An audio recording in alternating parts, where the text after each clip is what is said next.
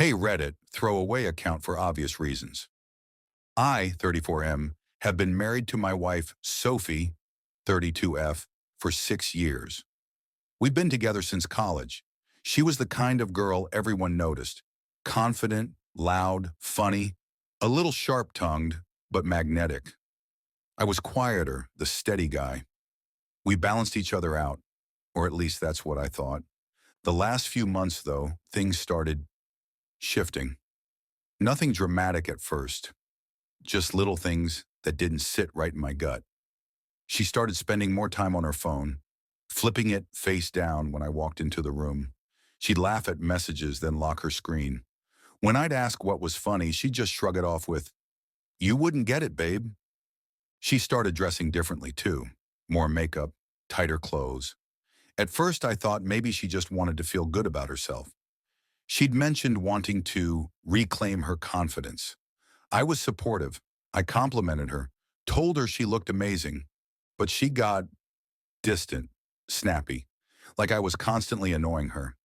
If I asked to spend time together, she'd say she was tired or had plans with friends. We used to watch shows together every night, but now she'd claim she was too busy. Yet her Instagram stories showed her out drinking or having girls' nights with people I didn't even recognize. I tried not to be paranoid.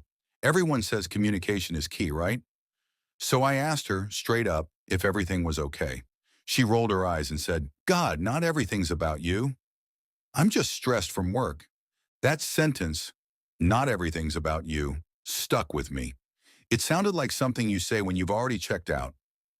I told myself to chill, to trust her, but something deep down was whispering that I shouldn't, and I wished to God I'd listened sooner. It was a Wednesday night, nothing special about it. I'd worked late, grabbed takeout, and got home around 9. Sophie had told me she was going to grab drinks with the girls after work, which wasn't unusual lately. She said she'd probably be home by 10:30. So I settle in, eat, and start half watching a basketball game. Around 11:15, she still isn't home. No text, no call. I check Find My iPhone. Yeah, I know, maybe that's sketchy, but she'd shared her location with me ages ago for safety reasons.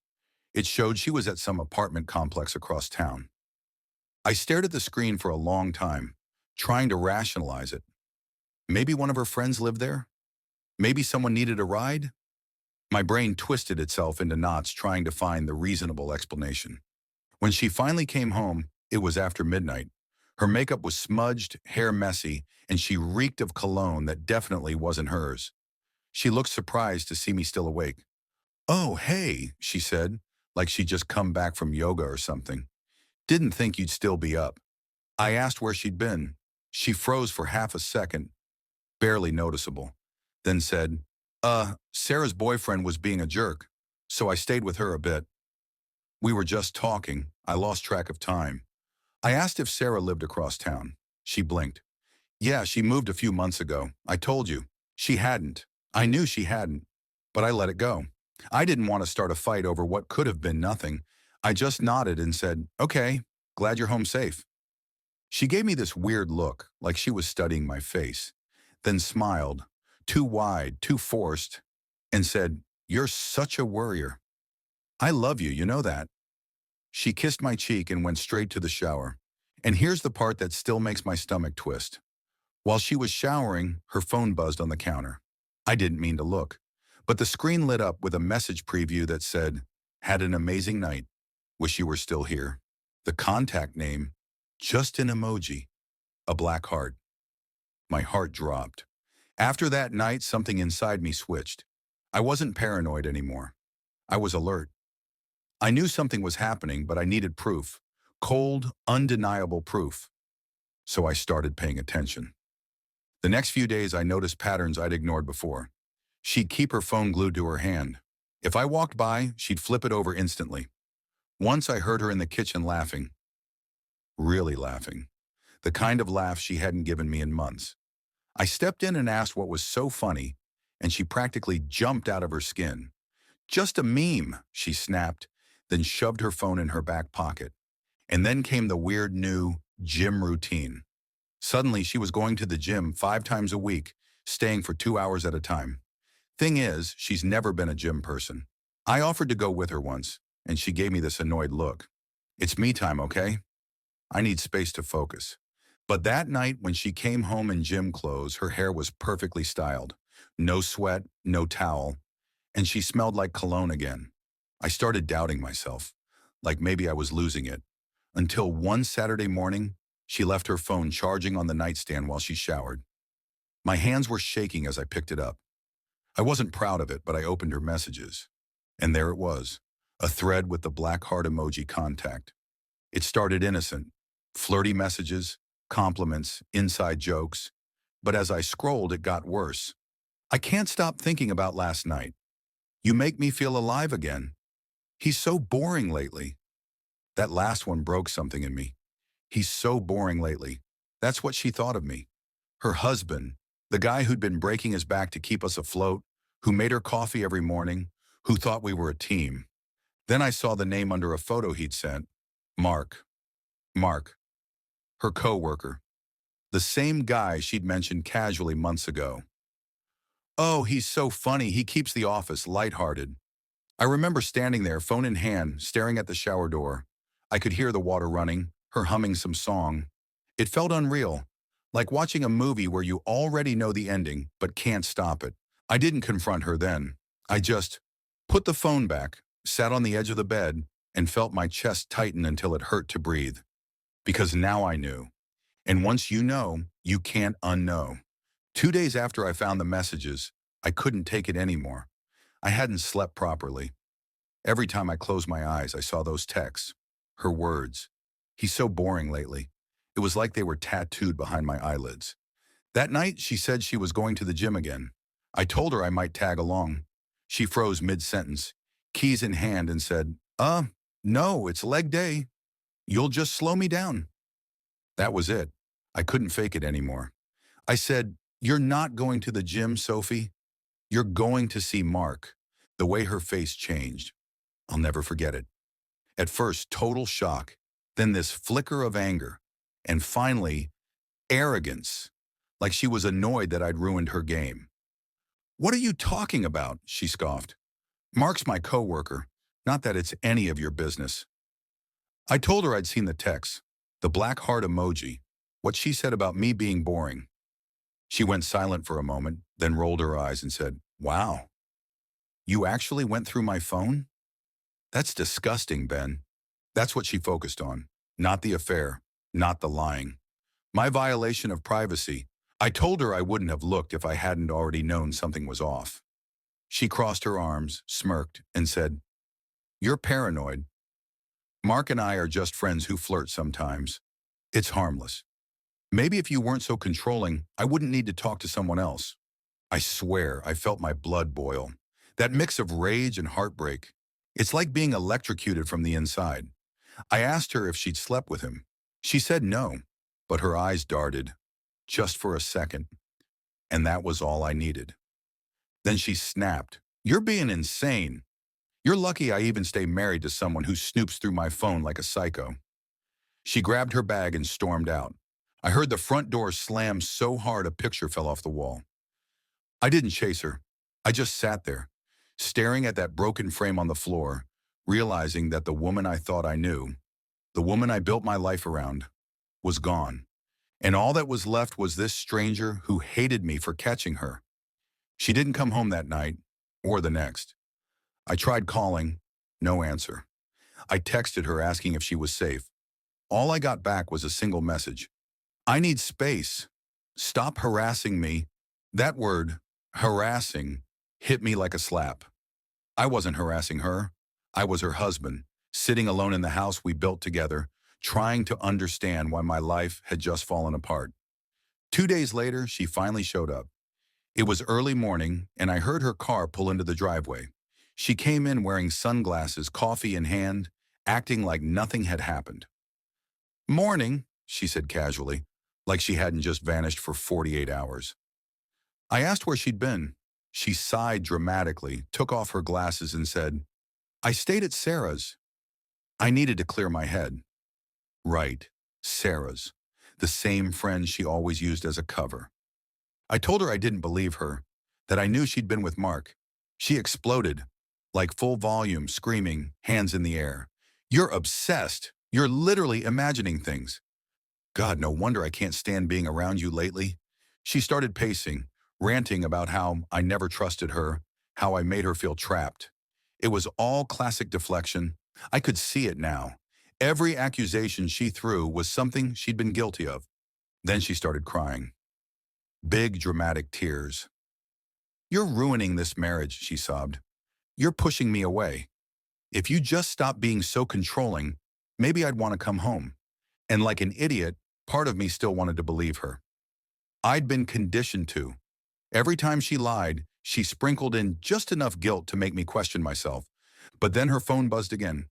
She grabbed it so fast it was almost comical, but not before I saw the name flash on the screen. Mark, again.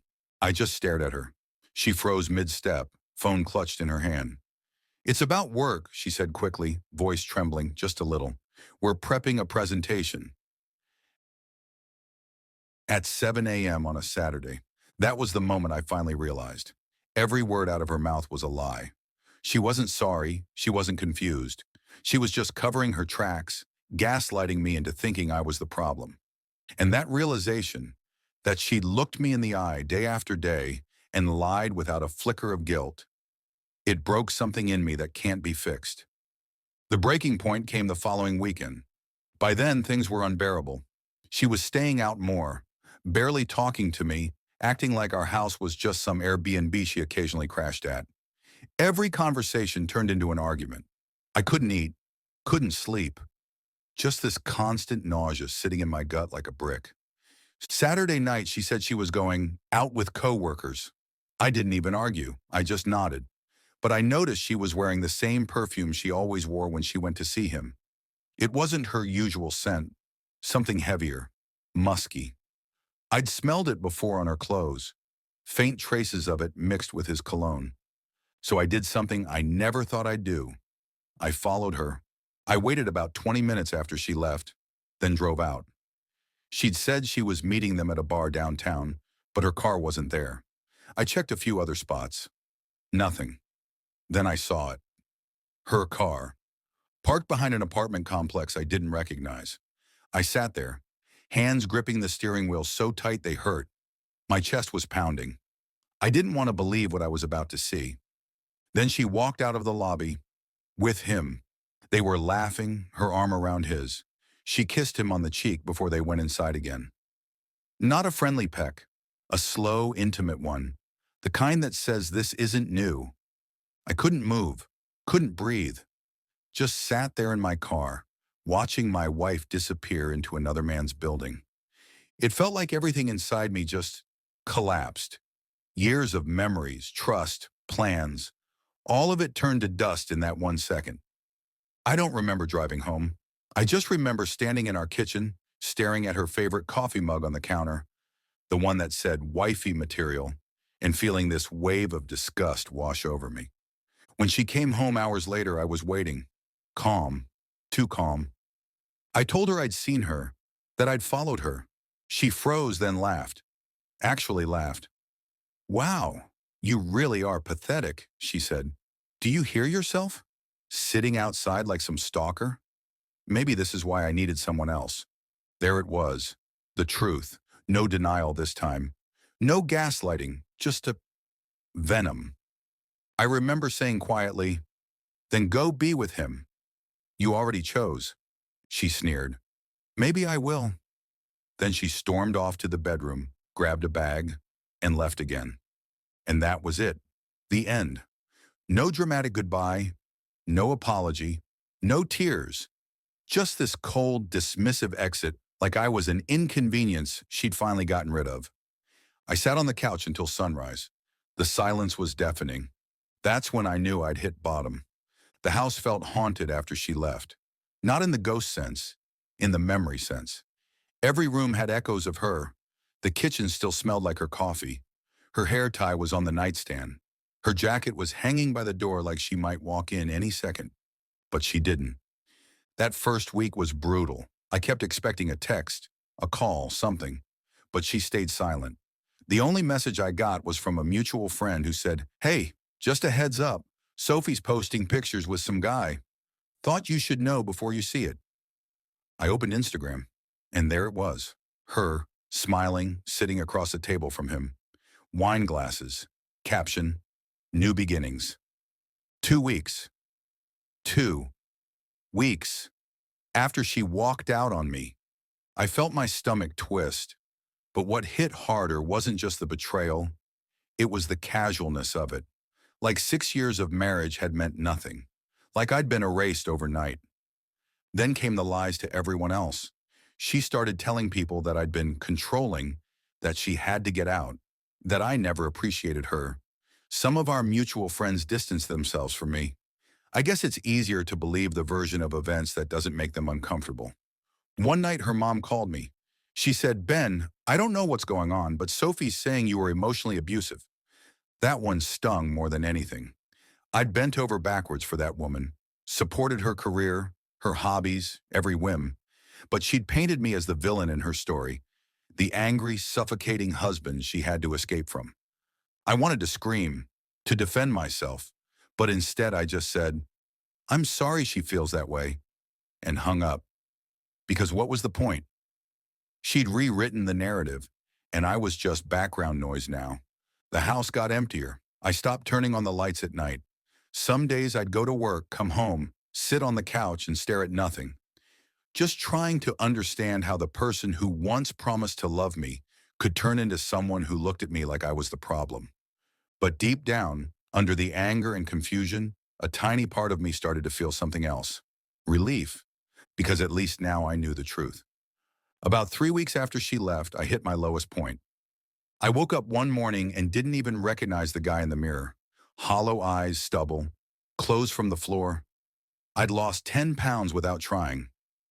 My phone was full of unsent messages, paragraphs I'd typed to her and deleted because what was the point? She'd already chosen her new life.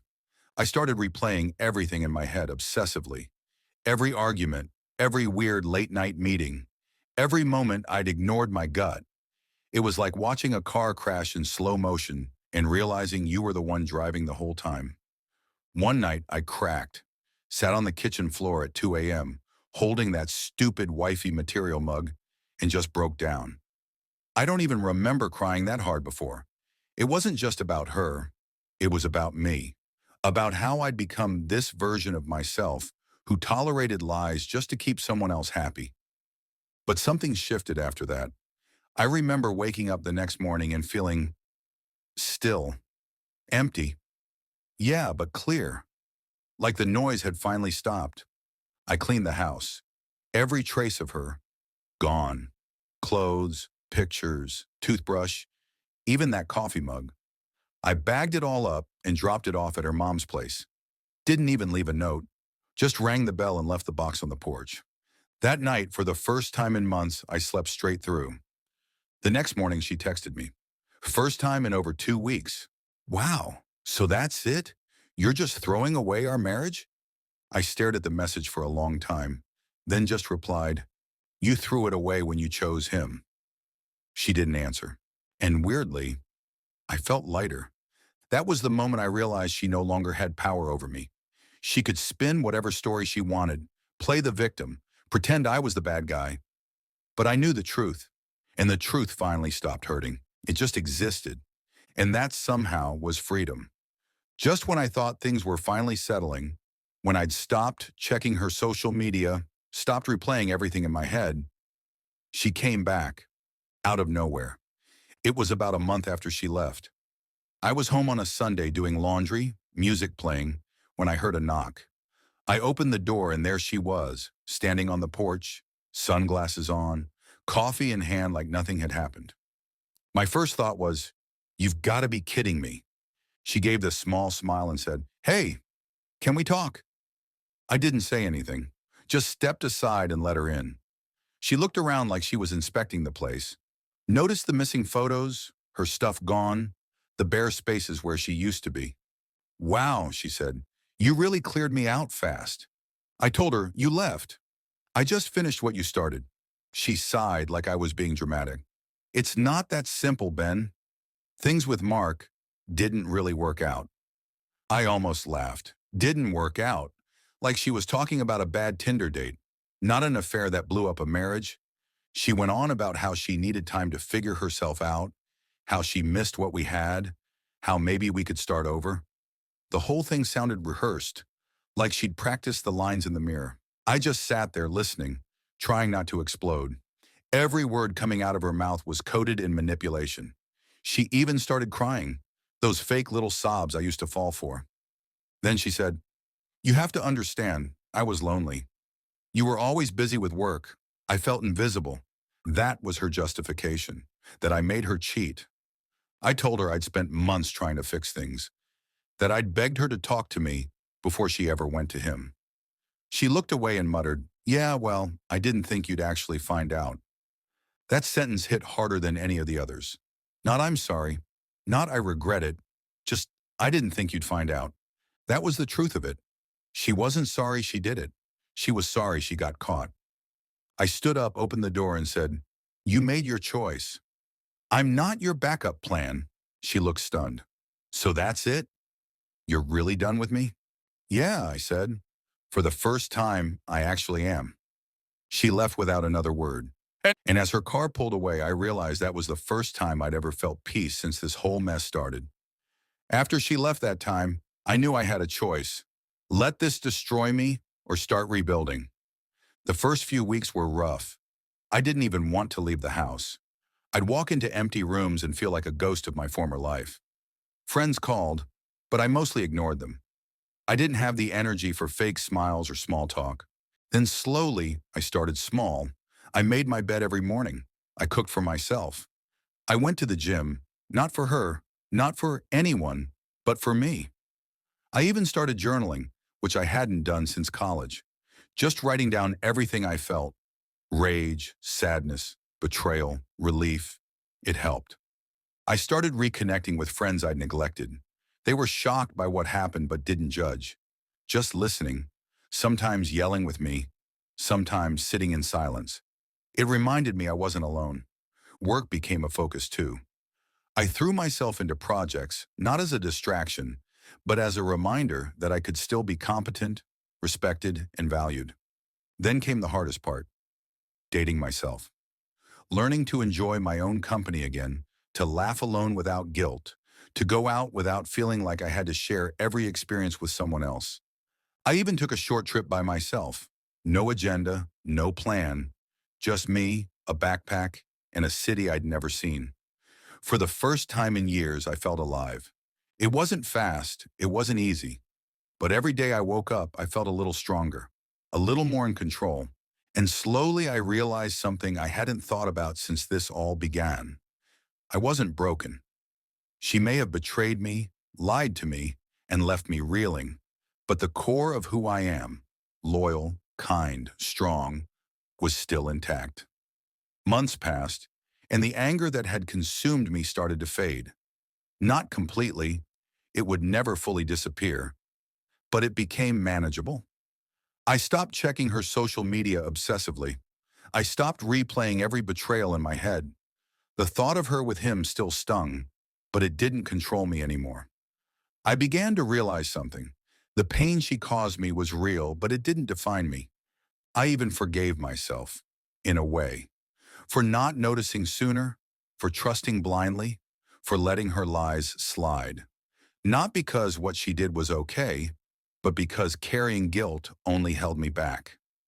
I started going out more: dinner with friends, small gatherings, concerts I'd skipped before. I laughed again. I let myself feel joy without guilt or suspicion creeping in. One night, a friend asked how I was doing. For the first time, I didn't feel like I had to give a filtered answer. I said, "I'm finally free." And I didn't even know how heavy the chains were until they were gone. It hit me then. The betrayal wasn't the end of my life. It was a brutal, painful chapter, but I had a choice about the story I told from here on out. I wasn't defined by her. I wasn't defined by the lies. I was defined by how I chose to move forward. By now, I'd taken a step back and started reflecting on everything that happened. Painful as it was, there were lessons buried in the wreckage. First, trust your instincts. I had felt something was off for months, but I kept rationalizing it. That inner voice isn't paranoia, it's your subconscious noticing patterns. Listen to it. Second, don't ignore red flags. The late nights, secretive phone habits, sudden me time. I wrote them off as quirks or stress. Looking back, they were signals screaming that something wasn't right. Third, boundaries are everything.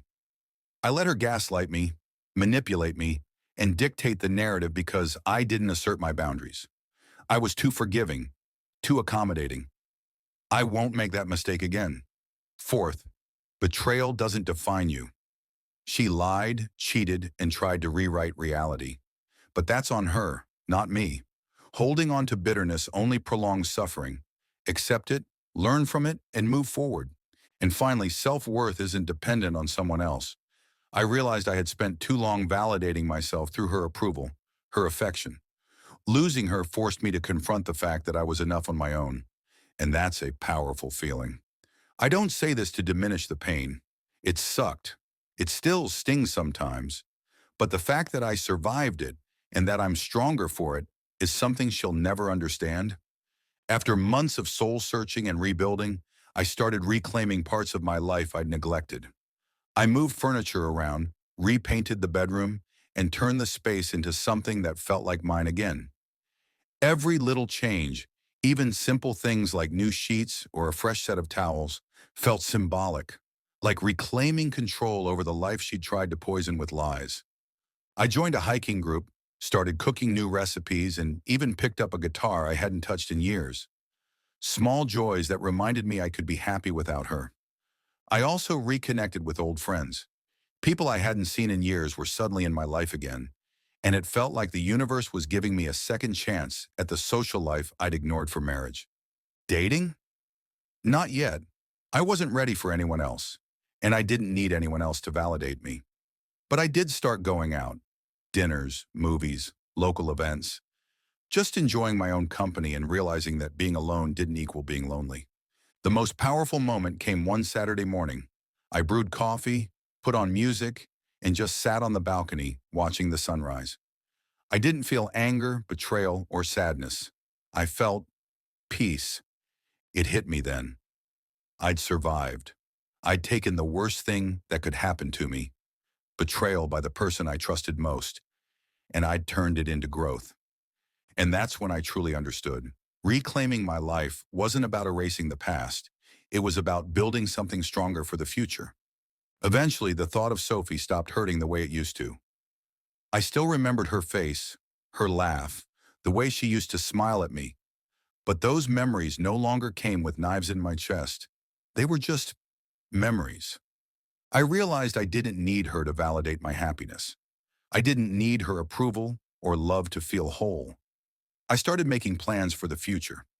Trips I wanted to take, career goals I'd shelved, hobbies I'd abandoned. Everything I wanted to do was finally mine, not ours. I even started dating casually. Not seriously, but enough to remind myself that intimacy didn't have to be tainted by betrayal. And with every new person I met, I realized how much stronger I'd become.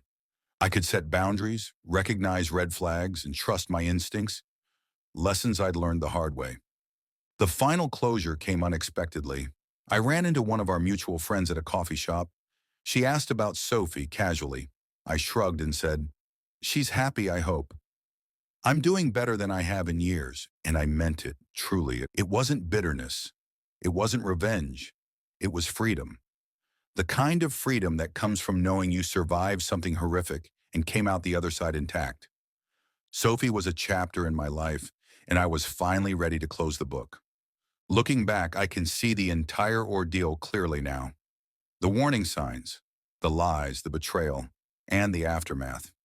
It hurt more than I ever thought possible, but it also taught me things I wouldn't have learned otherwise. And the biggest lesson? Don't let someone else define your worth. Betrayal can make you question yourself, your judgment, your entire life. But your value isn't dependent on anyone else's loyalty or affection. You're whole on your own. Second, trust yourself.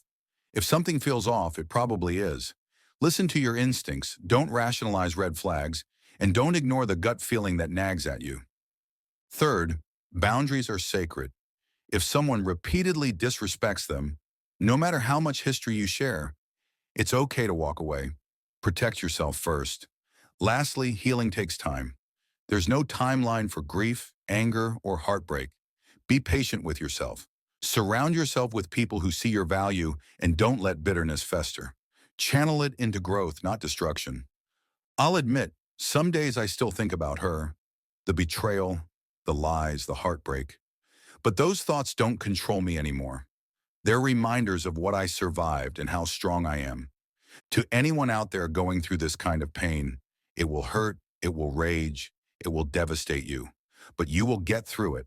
And when you do, you'll realize that life after betrayal can be brighter, freer, and more yours than you ever imagined.